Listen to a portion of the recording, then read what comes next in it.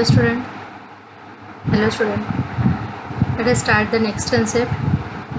You must be knowing about the high tides and low tides. High and low tides. आता tides म्हणजे काय तर अगदी साधं सोपं म्हणजे आपल्या लाटा समुद्रामध्ये येणाऱ्या लाटा ज्या अगदी उंच लाटा छोट्या लाटा म्हणजे असं झालं असं आपण अगदी रोजच्या भाषेत म्हणायला गेलो तर काय आहे भरती आणि ओहोटी. हाय टाईड भरती, लो टाईड्स ओहोटी. म्हणजे समुद्राचं पाणी वाढतं, पातळी वाढते म्हणजे काय भरती आहे, समुद्राचं पाणी कमी होतं, पाण्याची लेवल कमी होते म्हणजेच काय आहे ओहोटी होते. Of course regularly in the sea काही एक 6-7 तासांच्या किंवा 8-10 तासांच्या दरम्यान हे काय आहे आपल्याला सीमध्ये घडून येताना दिसत असतं. The level of the sea water at any given location along the sea shore increases and decreases twice a day at regular intervals.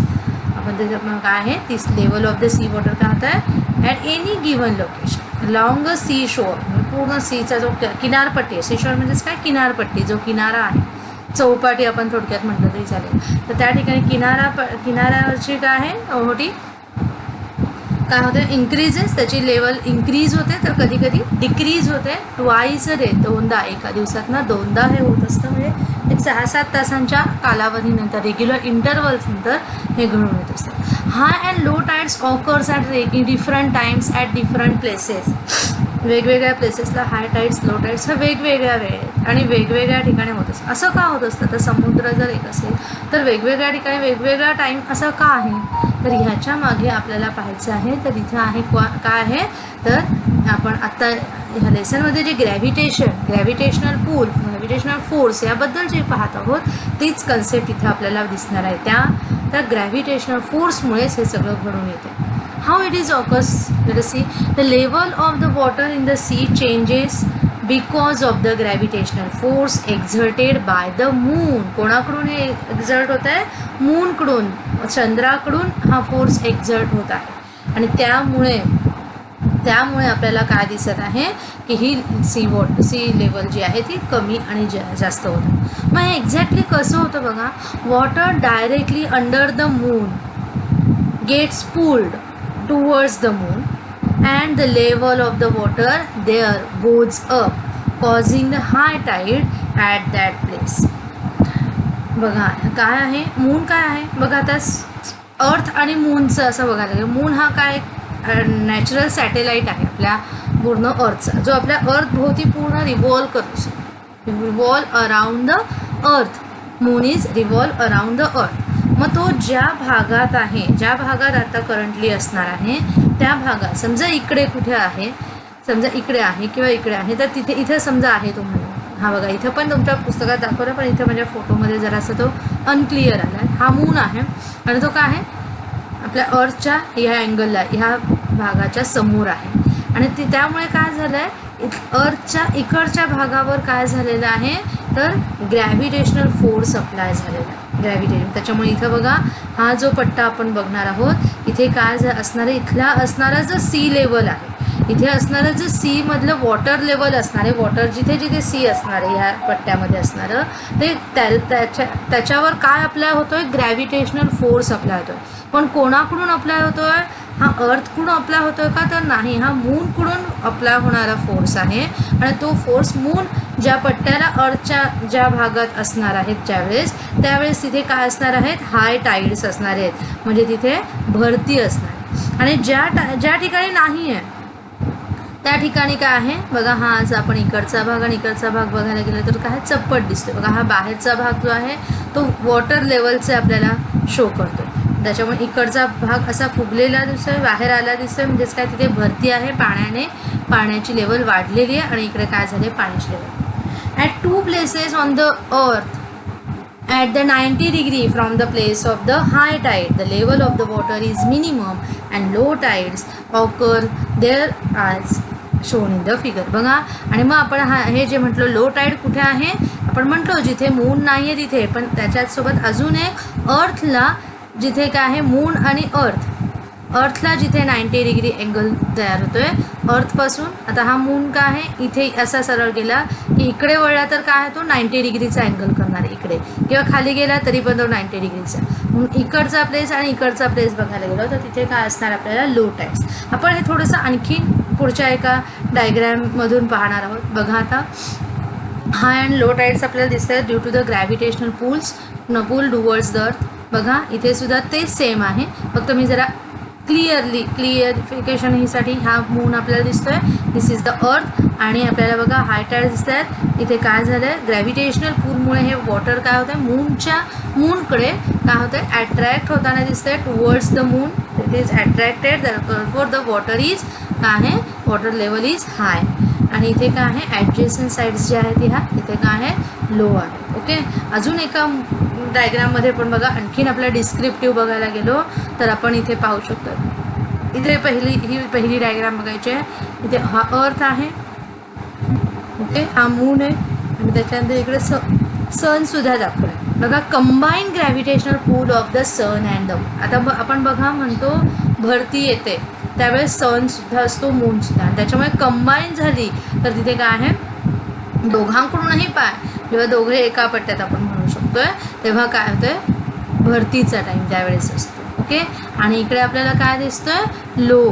तर इथे काय आहे, मून इकडे गेलेला आहे, सन इकडे आहे, त्याच्यामुळे थोडासा कमी. बघा इथला आणि इथला बघा आपल्याला त्याच्यामध्ये फरक हा जाणून येईल. म्हणजे अशा प्रकारे आपल्याला हे हाय टाईड्स आणि लो टाईड्स ह्याच्यामध्ये सुद्धा आपल्याला ग्रॅव्हिटेशनल पूल असं आपण, पूल म्हणजे ओढ जी आहे ती फोर्समुळे निर्माण झालेली ती आपल्याला इथे आपण पाहिलेली आहे. आता आपण बघूयात next concept, that is the earth gravitational force. आता अर्थचा, आता हे मूनबद्दल आपण थोडंसं बघितलं आहे, आपल्याला यू नोमध्ये दिलेले होते कन्सेप्ट. आता अर्थबद्दलचं, अर्थ ग्रॅव्हिटेशनल फोर्सबद्दल आपण आणखीन थोडंसं पुढच्या तासामध्ये पाहणार. Okay. Good morning. Hello students. Let us start the next concept, that is the earth's gravitational force. मग आपण जेव्हा स्टार्ट केलं लेसन तेव्हा सुद्धा आपण ग्रॅव्हिटेशनल फोर्सबद्दल बोललो होतो. त्याच थोड्याशा गोष्टी पुन्हा आपण थोडंसं रिवाईज करणार आहोत.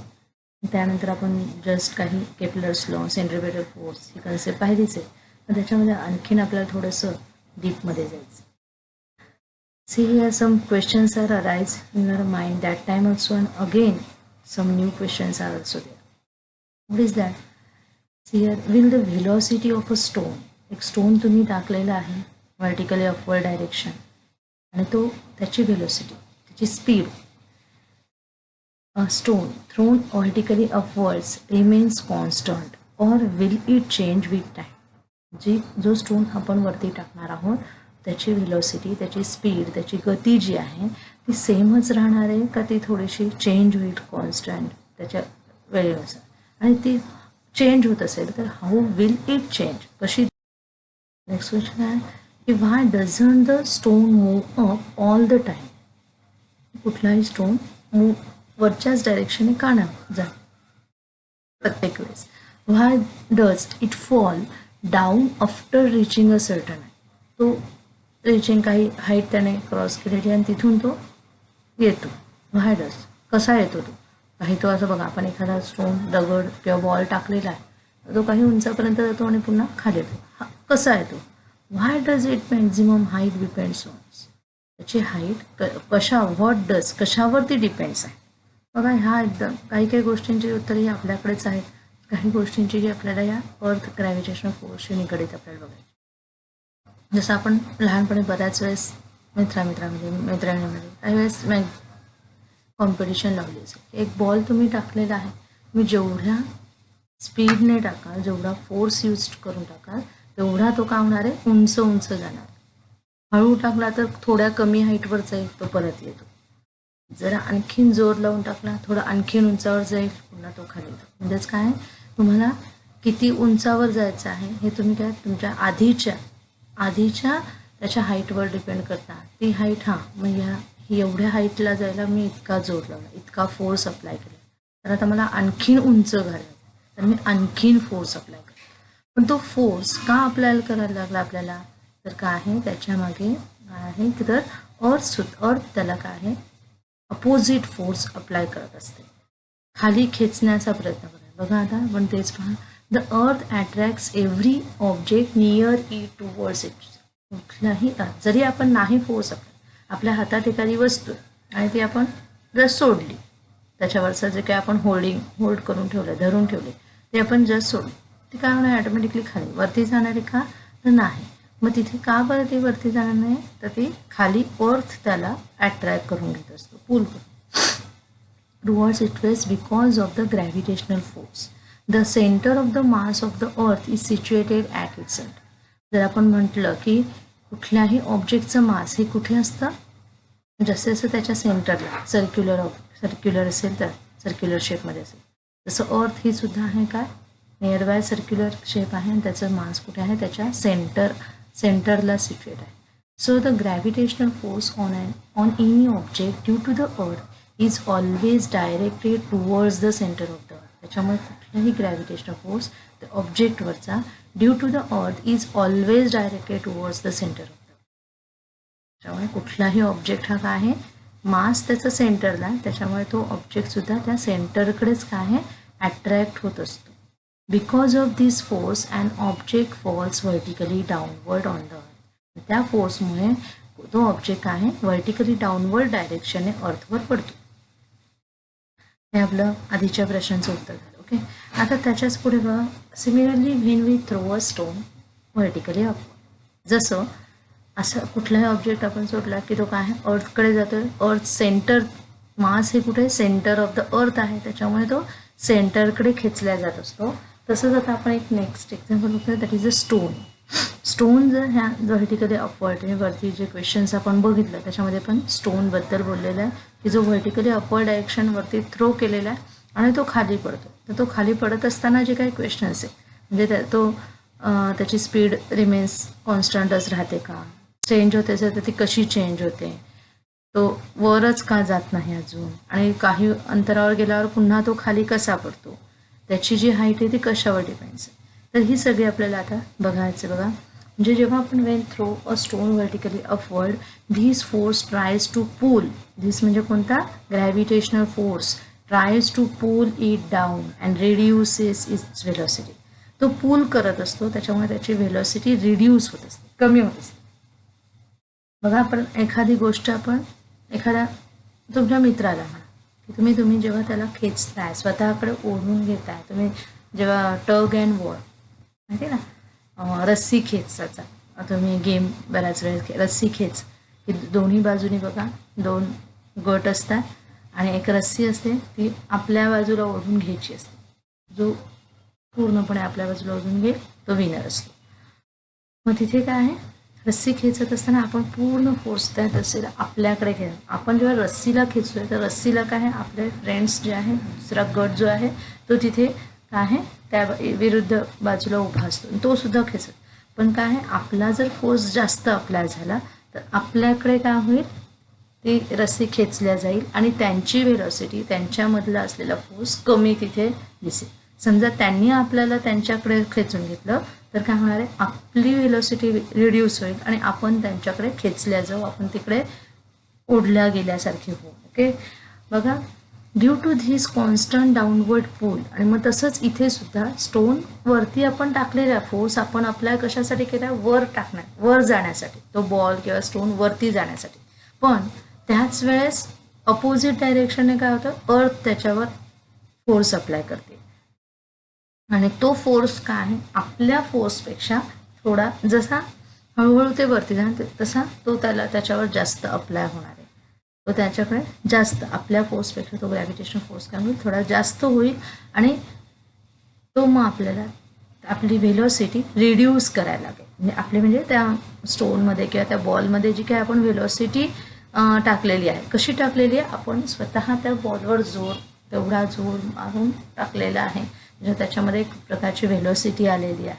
आणि ती व्हेलॉसिटी मात्र तर वरती जसा जाणार, पण खालून ग्रॅव्हिटेशनल फोर्स त्याला अट्रॅक्ट करतोय, त्याच्यामुळे ती रिड्यूस होत जाणार आणि ती रिड्यूस होत होत होत ती पूर्ण झिरो होणार. Due to this constant downward force, constantly gravitational force त्याच्यावर अप्लाय होतो, त्याने अजिबात माघार घेतलेली नाही. आणि velocity becomes zero after while, थोड्या वेळाने ती झिरो होऊन जाते. The pull contributes to be exerted, त्याच्यावर त्याच्या एक्झर्टेड, ते पूल त्याच्यावर एक्झर्ट होतो. And the stone starts moving vertically downwards. लक्षात आहे, vertically downward towards the centre of the earth under its influence, बरोबर आहे. त्याच्यामुळे स्टोन हा काय होतो, moving vertically downward towards the centre of the earth under it. त्याच्या हळूहळू ती व्हेलॉसिटी झिरो झाली म्हणजे काय, आता त्याच्यात व्हेलॉसिटी आपण जो फोर्स लावला होता त्याची व्हेलॉसिटी पूर्णपणे फिनिश झाली आहे, संपलेली आहे. तो अजून आता वरती जाऊ शकत नाही. आणि रेड्यूस कोणी केली आहे, तर खाली ग्रॅव्हिटेशनल फोर्स कॉन्स्टंटली त्याला डाऊनवर्ड पुल करत होता, खालच्या दिशेने ओढून घेत होता. त्याच्यामुळे ती व्हेलॉसिटी झिरो झाल्यावर लगेच तो त्याची डायरेक्शन खालच्या दिशेने तो पडायला सुरुवात करतो. आणि हळूहळू पुन्हा लगेच त्याची व्हेलॉसिटी इन्क्रीज होते आणि तो पटकन जमिनीवर पडतो. लक्षात येतो, तो फोर्स हा जास्त असल्यामुळे तो ऑब्जेक्ट पटकन खाली आपल्याला आलेला दिसून येतो. ओके, लक्षात आहे. मग आता ह्याच्याच पुढे आपल्याला दिसली आहे की हे आपण डिस्कस केलंच आहे, पण आपण जो न्यूटन्स युनिव्हर्सल लॉ शिकलेलो आहोत त्याच्यामध्ये काय म्हटलेलं आहे, according to the Newton's law of gravitation किंवा universal law of gravitation, every object attracts every other object, बरोबर आहे. ही कन्सेप्ट आपण विथ अ कॉन्स्टंट फोर्स असं आपण त्याच्यामध्ये बघितलं होतं. पण तो फोर्स हे आपण जे वाक्य बोललो त्यालाच आता आपण थोडंसं त्याच्यावर डिस्कस करणार. दस if the earth attracts Apple towards the itself, the Apple also attracts the earth towards itself with the same force. कारण आपण काय म्हटलंय, एव्हरी ऑब्जेक्ट. मग ऑब्जेक्ट म्हटलं गेलं तर अर्थ हा ऑब्जेक्ट आहे असं समजा आपण म्हटलं. Planet these are also objects, earth is also object, apple हा सुद्धा एक वेगळा ऑब्जेक्ट आहे. आणि जर आपण म्हटलं every object attracts every other object, मग तसंच अर्थ जसा ॲपलला आपल्याकडे खेचून घेत असतो तसंच ॲपलकडे पण ॲपलसुद्धा अर्थ स्वतःकडे खेचून घेतो का. Why does the apple falls downward, घेत असेल का. तर ह्या स्टेटमेंटनुसार खरं तर ॲपलसुद्धा अर्थला स्वतःकडे खेचून घेत असतं, तो घेऊ शकतो. पण इथे काय आहे, इथे आपण काय म्हणतो तो फोर्स. जर तुम्ही तो लॉ कम्प्लीट बघितला तर तुम्हाला लक्षात येईल काय आहे तो लॉ, की विथ पूर्ण आपण जर बघायला, this force is directly proportional to the masses of the two objects and inversely proportional to the product of the distance between they, बरोबर आहे. तोच फोर्स आपण काय म्हटलेला आहे की तो फोर्स त्यांच्या मासेसचा, प्रोडक्ट ऑफ द मासेस, दोन्ही ऑब्जेक्टचे जे प्रोडक्ट आहे त्याच्यावर तो डिपेंड्स असतो. ह्या दोन गोष्टी आणि डिस्टन्स त्यांच्यामध्ये असलेला डिस्टन्स, ह्या दोन गोष्टींवर अवलंबून असतो. म्हणजे मासेस हा आपल्याला घटक घ्यायचा आहे, डिस्टन्स ठीक आहे. मग the gravitational force due to the earth also acts on the moon. तसंच आता आपण हे जरा ॲपल 2 मिनटं आपण बाजूला ठेवलं, तसंच मूनमध्ये पण आहे की नाही, moon because of its revolve around the अर्थ. ओके, आपण पहिलं काय म्हटलं, मासमुळे, वजन, ॲपलचं वजन, जसं आपण बघितलं ॲपलचं वजन आणि अर्थचं वजन, ह्या दोन्ही वजन म्हणजे मास, ह्या गोष्टी जर लक्षात घेतल्या तर आहे कमी आणि जास्त, भरपूर आणि भरपूरचा फरक आहे. त्याच्यामुळे तिथला फोर्स काय आहे, ॲपलकडून लागणारा फोर्स हा कमी पडतो आहे आणि अर्थचा फोर्स हा काय होतो तिथे जास्त होतो. ओके, म्हणून तिथे हे कन्सेप्ट झालीच. पण तसंच आणखीन एक आपण काही ऑब्जेक्टबद्दल बोलणार, that is the moon. The gravitational force due to the earth also acts on the moon because of it revolves around the earth, बरोबर आहे. Due to the earth also act on the, जसा gravitational force ॲपलवर act होतोय तसाच तो मूनवर सुद्धा act होत असतो. का बरं, बिकॉज ऑफ विच इट, त्याच्यामुळे तो अर्थ भोवती रिव्हॉल्व होतोय असं म्हणणं आहे त्यांचं. बघा आता, similar situation exist for the artificial satellite. Artificial satellite म्हणजे जे अनैसर्गिक आहे. नैसर्गिक मून हा आपला नॅचरल सॅटेलाइट आहे आणि आर्टिफिशियल म्हणजे आपण स्वतः मानवाने काही तयार केलेले सॅटेलाइट्स आणि ते वरती अवकाशात नेऊन ठेवलेले आहेत. And orbiting the earth, the moon and the artificial satellites orbits the earth. Orbit the earth म्हणजे पूर्ण अर्थला रिव्हॉल्व करत असतात, फेऱ्या घेत असतात. The earth attracts them towards itself but unlike the falling Apple they do not fall on the अर्थ. Y, जसं अर्थ हा त्यांना सुद्धा अट्रॅक्ट करत असतो, जसं ॲपल फॉलिंगच्या वेळेस जो ॲपलला फॉल त्याच्यावर जसा तो अर्थ त्याच्यावर फोर्स अप्लाय करतोय तसाच तो मूनवर दुसऱ्या सॅटेलाइट्सवर सुद्धा काय अप्लाय करत असतो फोर्स. पण ते फॉल होतात का अर्थवर, मग का बरं पळतच नाही? दिस इज बिकॉज, ह्याचं उत्तर बघा, this is because of the velocity of the moon and the satellite along their orbits. ह्याचा अर्थ काय आहे? तर मूनला, त्या सॅटेलाईटचा स्वतःची एक व्हेलॉसिटी आहे. दिस व्हेलॉसिटी आपण त्याच्यामध्ये कंटिन्युअसली व्हेलॉसिटी सिच्युएट केलेली. If this velocity was not there they would fallen. आता बघा, जसं आपण मगाशी स्टोनचं एक्झाम्पल घेतलं, त्याच्यामध्ये जोपर्यंत व्हेलॉसिटी होती, आपण जेवढा फोर्स लावलेला आहे आणि त्या फोर्समुळे त्याच्यामध्ये जी काही व्हेलॉसिटी आपण म्हणू शकतो त्याच्यामध्ये स्टोअर जी झाली होती, मग कोणती होती? ती पोटेन्शियल. आपण जोर लावून पोटेन्शियल आहे, आणि ती पोटेन्शियल एनर्जी काय झाली? कायनेटिक एनर्जीमध्ये काय झालेली आहे? कन्व्हर्ट झालेली. आठवते तुम्हाला? पोटेन्शियल एनर्जी, कायनेटिक एनर्जी ही कन्सेप्ट आपली झालेली. मग ती कायनेटिक एनर्जीमध्ये ते कन्व्हर्ट होते. कन्व्हर्ट झाल्यामुळे ती काय, त्याची पोटेन्शियल एनर्जी, जेवढी पोटेन्शियल म्हणजे आपण जेवढा फोर्स त्याच्यामध्ये लावला होता, तेवढं पोटेन्शियल यूज केलेलं आहे, तेवढी संपूस तर ती कायनेटिक एनर्जी झिरो होतं, म्हणजे ती व्हेलॉसिटी झिरो होतं, तो वरती जाणार. त्याच्यामध्ये जोपर्यंत व्हेलॉसिटी होती तोपर्यंत तो स्टोन पडला का? नाही. जेव्हा त्या स्टोनची व्हेलॉसिटी झिरो होणार आहे तेव्हा आणि तेव्हाच तो स्टोन का अर्थच्या बाजूने पडणार आहे. तसंच आता ह्या मूनमध्ये किंवा ह्या आर्टिफिशियल सॅटेलाईटमध्ये जर आपण बोलायचं झालं तर व्हेलॉसिटी ही कंटिन्युअस त्याच्यामध्ये सिच्युएट आहे. ती कधीही संपणारी आहे का? तर नाही. त्याच्यामुळे ते पडत नाही. इफ दिस, आणि त्या हा एक मुद्दा आहे. त्याचप्रमाणे मासचा पण आहे. If this velocity was not there they would fallen on the. मग आता इथे आपण जर मास म्हणजे वजनाचा प्रश्न बघितला, जसं इथे ॲपलचं आपण मगाशी थोडंसं मासकडे लक्ष दिलं. ॲपलचं मास कमी आहे, अर्थचं. तसंच मूनचं आर्टिफिशियल सॅटेलाईटचं सुद्धा कमीच असणार आहे, तरीसुद्धा ते पडत नाहीत. मग का पडत नाही? तर तिथे काय आहे? व्हेलॉसिटी. त्या मूनकडे व्हेलॉसिटी आहे, त्या सॅटेलाईट्सकडे व्हेलॉसिटी आहे, की जी आपण यंत्राद्वारे म्हणजे मशीन्सद्वारे त्याच्यामध्ये सिच्युएट केली आहे. त्याच्यामुळे ती मशीन्स कंटिन्युअस चालू आहे. आता नॅचरल सॅटेलाईटमध्ये म्हणजे मूनमध्ये नॅचरली ती व्हेलॉसिटी त्याच्यामध्ये असते, पण आर्टिफिशियल सॅटेलाईट्समध्ये काय आहे? आपण यंत्राद्वारे मशीन्सद्वारे त्याच्यामध्ये व्हेलॉसिटी, त्याला स्पीड देण्याचं काम, त्याचे मोटर ही सतत चालूच असते, त्याच्यामुळे त्याला व्हेलॉसिटी असणार आहे. आणि त्या व्हेलॉसिटीमुळे काय आहे? तर त्याची जोपर्यंत व्हेलॉसिटी झिरो होतच नाही, आणि व्हेलॉसिटी झिरो होत नाही त्याच्यामुळे तो मून असू दे, तो आर्टिफिशियल सॅटेलाईट असू दे, तो काय आहे? अर्थकडे पडणार नाही आहे. तर अर्थ जरी त्याच्यामध्ये ग्रॅव्हिटेशन फोर्स अप्लाय करत असेल तरी तो पडणार नाही. मग तसंच बघा आता. Hello students, okay, let us see the next concept here over here. See, Earth's gravitational acceleration. आता आपण acceleration, gravitational force, Earth's gravitational force, त्याचा लॉ, हा सगळा कन्सेप्ट पाहिलेले आहे. तर ॲक्सिलरेशन म्हटल्यावर आधी ॲक्सिलरेशन ह्या कन्सेप्टकडे थोडंसं आपण जाऊया. गेल्या वर्षी सुद्धा आपल्याला ॲक्सिलरेशनबद्दल आपण शिकलेलो आहोत. ॲक्सिलरेशन करणे, ॲक्सिलरेट करणे ही ॲक्टिव्हिटी तुम्ही बऱ्याच वेळेस अनुभवलेली असेल किंवा पाहिली असेल, ऐकली असेल आणि तुम्हाला माहितीसुद्धा असेल. मग काय आहे ॲक्सिलरेशन करणे? ॲक्सिलरेट करणे. ॲक्सिलरेट काय करतो आपण? तर गाडीला ॲक्सिलरेशन करतात बघा. गाडीची स्पीड तुम्ही वाढवता, ॲक्सिलरेट करता, आणि मग तिची स्पीड काय होते? वाढते. ओके, आणि तुम्ही ती गाडी पुढे नेऊ शकता. तसंच ग्रॅव्हिटेशनसुद्धा ॲक्सिलरेशन अप्लाय करत असतं. मग ती कशी? तर ते आपण इथे आता पाहणार. See that the earth एक्झर्ट्स the gravitational force on object near it. अर्थ हा काय आहे? त्याच्या जवळ जो ऑब्जेक्ट असणार आहे त्याच्यावर ग्रॅव्हिटेशनल फोर्स अप्लाय करणार आहे.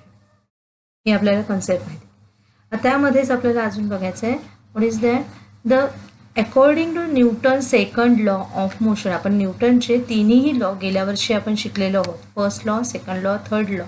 त्यापैकी सेकंड लॉचं तुम्हाला स्टेटमेंट बघा लक्षात येईल. त्याच्यावरून आपल्याला पुढे करणारे काय म्हटलं आहे बघा. सेकंड लॉ आधी आपण जरा गेल्या वर्षीचा बघूया. See here that the rate of change of momentum is proportional to the applied force and the change of momentum occurs in the direction of the force. आपण 9thला बघितलेला सेकंड लॉ होता. आहे बघा, rate of change of momentum is proportional to the applied force and the change of momentum in the direction of the force. आता ही momentum ही सुद्धा concept आपल्याला गेल्या वर्षी झाली. What is this momentum? Momentum बघायला गेलं तर खरं तर मास आणि व्हेलॉसिटीचा तो प्रोडक्ट असतो. पण तो कधी होतो, कधी मोमेंटम होत असतं?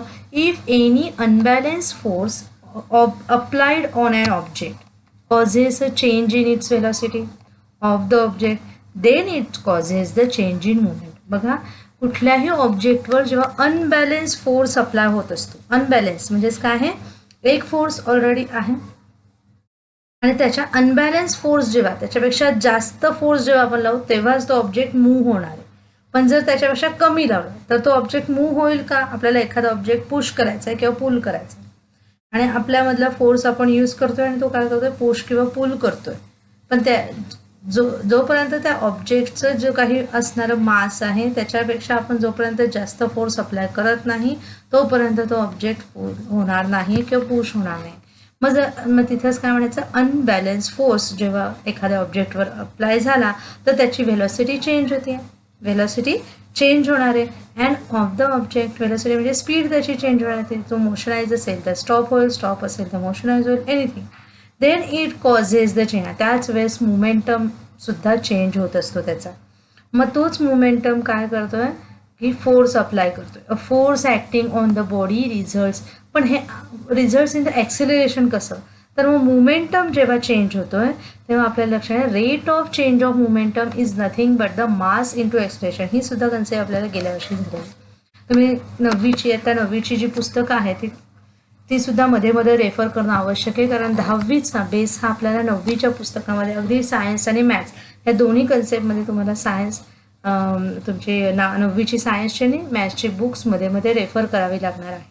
ओके, त्याच्यामुळे ती कुठेही न देता तीही आपल्याला अभ्यास करत असताना घ्यायची आहे. मग लक्षात येईल की पेज नंबर 13वर आपल्याला हा दिलेला आहे, Newton second law of motion 9वीच्या पुस्तकामध्ये, आणि त्याच्यामध्येच त्याचं डेरिवेशन दिलं. तेव्हाच आपण थोडंसं आता शॉर्टली मी ते रिवाईज करते. Rate of change of momentum जो आहे तो कसा असतो, तर change in momentum with respect to time. बरोबर आहे, रेटने चेंज करायचं आहे मोमेंटला, म्हणजे वेळेनुसार तो चेंज होत असतो. पण तेच करत असताना चेंज इन मोमेंटम आपल्याला पाहत असताना त्याची व्हेलॉसिटी ही चेंज होत असते. म्हणजेच काय आपण म्हणू शकते, त्याची इनिशियल व्हेलॉसिटी आणि फायनल व्हेलॉसिटी यांच्यामध्ये फरक दिसून येते. तेच आपण काय म्हणू शकतो, MV minus MU upon T असं आपल्याला तिथे इक्वेशन मिळते. पण V मायनस यू, M जर कॉमन काढला तर V मायनस यू हा आपल्याला काय आहे, V minus U upon T हे काय आपला ॲक्सिलरेशन, म्हणजे मास इंटू ॲक्सिलरेशन हा आपल्याला rate of change of momentum मिळतो. पण तोच rate of mass into acceleration is equal to F. का बरं? न्यूटन सेकंड लॉमध्ये काय म्हटलंय, the rate of change of momentum is proportional to the आहे अप्लाइड फोर्स. म्हणजे rate of change of momentum जर मास इंटू ॲक्सिलरेशन असेल तर mass into acceleration is equal to F असं आपण किंवा इट व्हॅरीज देअर, जिथे कॉन्स्टंट ऑफ प्रपोर्शनॅलिटी 1 आपण त्याची व्हॅल्यू पुटअप केली तर. आणि F इज, और we can say F is vice versa, F is equal to MM. मग जर तिथे न्यूटन सेकंड लॉवरनं काय म्हटलेलं आहे, जेव्हा एखादा फोर्स अप्लाय होतोय तर तो फोर्स अप्लाय होत असताना तिथे काय होतंय, चेंज ऑफ मोमेंटम होतंय. चेंज ऑफ मोमेंटम होत असताना तिथे ॲक्सिलरेशन तिथे काय आहे, आपण म्हणू शकतो अप्लाइड झालेलं आहे. Thus the gravitational force due to the earth on the body results in its acceleration. त्याच्यामुळे जेव्हा ग्रॅव्हिटेशनल फोर्स अर्थकडून लावला जातो एखाद्या ऑब्जेक्टवर, एखाद्या बॉडीवर, तेव्हा तिथे ॲक्सिलरेशन होणार आहे. And this is called the acceleration due to gravity and is denoted by the letter small g. Okay, capital G जो आहे तो आपला युनिव्हर्सल ग्रॅव्हिटेशनल कॉन्स्टंट आहे. तो आहे का इथे? तर नाही. हा स्मॉल g जो आहे तो कशासाठी फक्त यूज करायचा आहे, ॲक्सिलरेशन ड्यू टू ग्रॅव्हिटीसाठी. आणि कॅपिटल G आहे तो युनिव्हर्सल ग्रॅव्हिटेशनल कॉन्स्टंट, तो आपल्या फॉर्म्युलामध्ये F is equal to G M1 M2 upon काय आहे R² किंवा D², हे जे काय आहे त्या फॉर्म्युलामध्ये तो कॅपिटल G असणार, तिथं स्मॉल g येणार नाही. आणि इथे ॲक्सिलरेशन ड्यू टू ग्रॅव्हिटी जेव्हा आपल्याला असणार तेव्हा तिथं कंपल्सरी आपल्याला स्मॉल g येणार आहे. Acceleration is a vector quantity. As the gravitational force on any object due to the earth is directed towards the center of the earth, the direction of the acceleration due to gravity is also directed towards the center of the earth.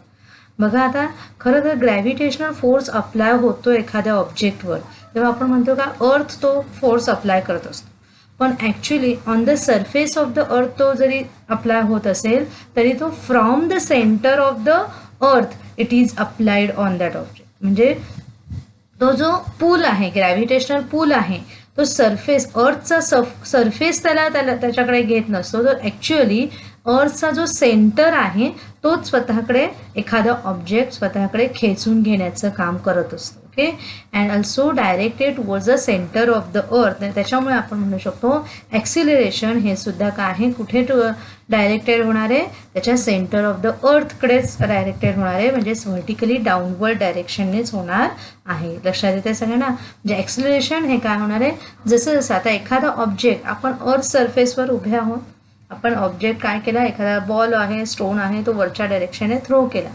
वरच्या डायरेक्शनने throw केल्यावर आपल्याकडे जो force होता तो force काय झालेला आहे, त्या बॉलला, त्या स्टोनला वरती जायला त्याने मदत केली. म्हणजे वरच्या दिशेने व्हर्टिकली अपवर्ड डायरेक्शनने त्याच्यावर व्हेलॉसिटी त्याला मिळाली आणि अपवर्ड डायरेक्शनने तो बॉल काय आहे, वर वर वर वर गेला.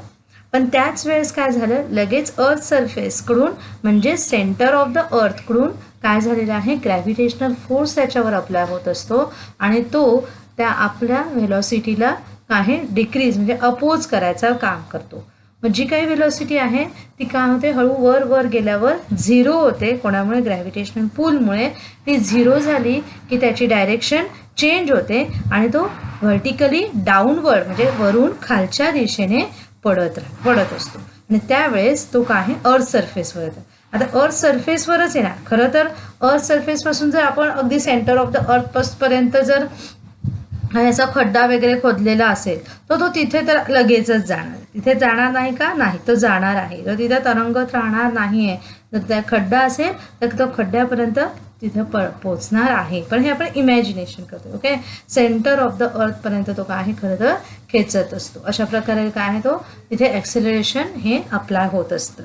ही आपल्याला कन्सेप्ट लक्षात आली असेल तर आता बघा, आपल्याला त्याचं इक्वेशन आता बघायचं आहे. बघा, therefore r means what, the here small r च्या ऐवजी आपण कॅपिटल आर घेतला, रेडियस ऑफ द अर्थ.